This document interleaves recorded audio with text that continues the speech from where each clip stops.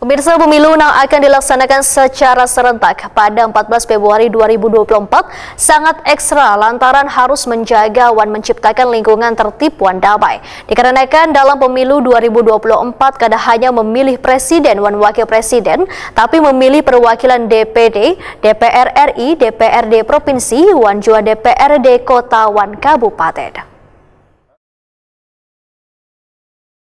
Pemilu yang akan dilaksanakan secara serentak pada 14 Februari 2024 sangat ekstra lantaran harus menjaga dan menciptakan lingkungan tertib dan damai. Dikarenakan dalam pemilu 2024 kada hanya memilih presiden dan wakil presiden, tapi memilih perwakilan DPD, DPR RI, DPRD Provinsi, dan DPRD Kota dan Kabupaten. Komisi Pemilihan Umum dan Panwaslu pun patut diberikan apresiasi karena sudah menghindarkan adanya dugaan penyimpangan surat suara dengan cara membagikan surat undangan pemilih dan mengambil sisanya sehari sebelum waktu pencoblosan. Demikian diperintahkan Wakil Ketua DPRD Banjarmasin Matnor Ali F. Wetakuni Prima TV tengah hari Minggu 4 Februari 2024. Undangan berhak memilih itu dibagi kepada masyarakat. -1 KPPS itu jemput sisa. Tidak ada lagi sebelum pemilu ada di TPS. Diamankan oleh PPS. Nah, tinggal ada suara atau surat suara. Surat suara itu sesuai dengan jumlah undangan yang terdaftar. Nah, sama dengan undangan. Ketika undangan misalnya daftarnya itu 20 daftar pemilih tetap 200, berarti undangan 200 juga. Berarti suara-suaranya 200 juga.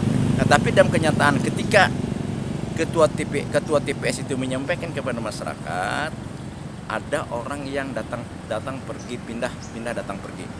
Ini ada misalnya 10. Nah, 10 undangan yang belum terkontribusi kepada pengguna hak suara, ini -1 itu KPPS itu akan ambil. Satu, mengamankan. Terus yang kedua, surat suara. Surat suara ini karena itu 10 ditarik berarti ada sisa suara nih. Dalam pelaksanaan pencoblosan ada sisa suara, misalnya ada 15 suara. Artinya 15 suara itu kartu suara itu dicilang aja supaya tidak dimanfaatkan oleh oknum lain. Artinya, maaf saya tidak mau menuduh TPS itu artinya bisa penyimpangan atau KPPS penyimpangan. Paling tidak kita mengurangi terjadinya penyimpangan. Jadi di TPS itu tidak melakukan lagi, kan bisa saja kalau undangannya masih ada, dia katakan masih bisa. Kemudian kartu pencoblos masih coblos sendiri atau sebagainya. Ini akan bisa. Nah, sekarang nggak bisa lagi.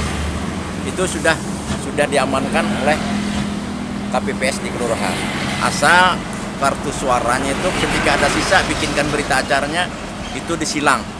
Tidak bisa digunakan lagi. Nah, ini yang bagus. Artinya jurdil semuanya.